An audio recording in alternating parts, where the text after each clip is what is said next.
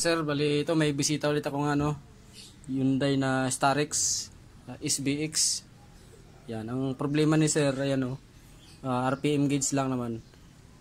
Naka 360 na yung RPM gauge niya. Baliktad yung function pagka ni-revolution, napalo pa balik.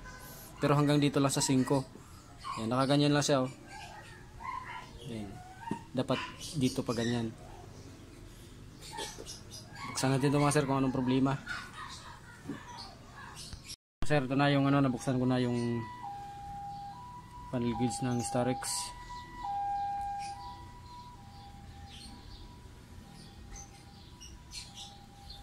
Yan. RPM lang ang problema niya mga sir.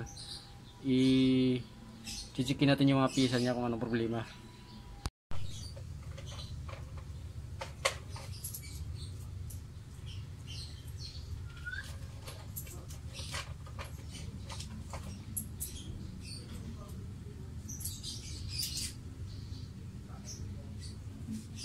Mga sir, yung natanggal na natin yung RPM gauge ng Starex.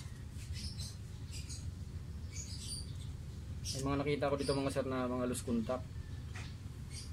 Kasi i-check ko pa yung mga pisa na iba.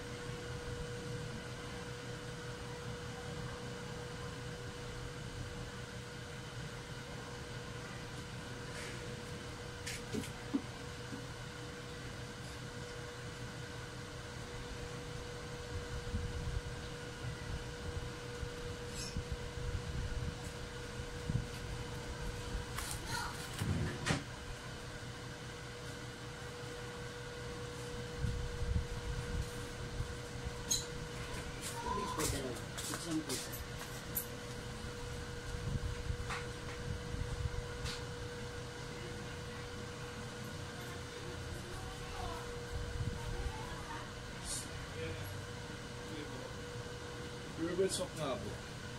Ay pasuyo. Kailan kuya.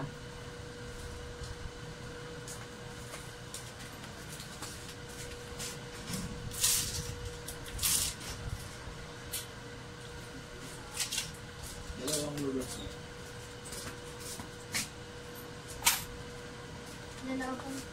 Double sock.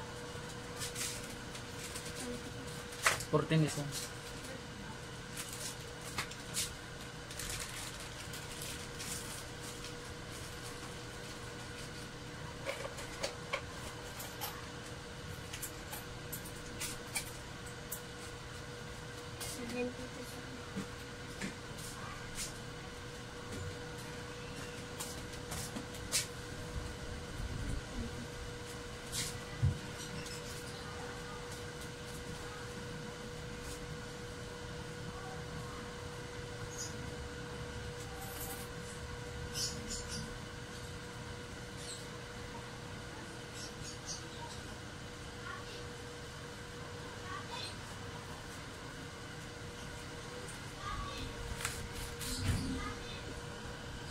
Sa una, mo ana-anar mo siya. Sayo-sayo lang. Sayo ra. Ay mga sir, ito na yung ano, yung ano yung natunog sir? Sa kanina sa may kwan, sa pintuan. Sa pintuan. Lang. Okay lang yan. Pintuan lang yan. Yun mga sir, yung ano, yung RPM ng Starix na ano to sir? Anong year model? 2002 model. Yan, 2002 model SBX sir, no? SBX. Yan, ayos na. Ayos na yung RPM gauge ni sir. Matagal na rin na iniinda daw ni sir yung problema na. Yan. Galing pa kayo sir ng saan sir? Pasig. Pasig. Okay lang sir, isama kita sa video. Okay. Oh, yeah. Yeah, si sir. Ay, yan. Taga Mindanao din si sir. Mindanao din ako. Yan. Galing pa kayo Pasig sir, no? Galing Pasig pa. Dinayo ko talaga dito para maano lang. Maayos lang yung problema ko sa RPM. Yeah. Ayan, ayos na mga sir. Bali, lagyan ko na lang ng takip to. Yun. Isa pa. Ganyan lang din si sir, abot ng 3, no? Abot yan sir? Abot yan. Oh, hindi ko lang inano. Okay. Andar na talaga. Ayun. Kaya sa paabutin sa red line sir eh. Pagaya. Oh, smooth pa yo. Oh. Nakakatakot lang kasi baka timing belt yata kayo sa no. Hindi, palit na ko. Ano lang 'yon yung sa alternator belt. Yan. Papalitan ko rin 'yan. Pero yung tapos na pinalitan ko na yung timing belt sir. Timing, Yun. Ayos na mga sir, ang ganda ng ano idling ni sir oh. Walang kagalaw-galaw. Yun, maraming salamat.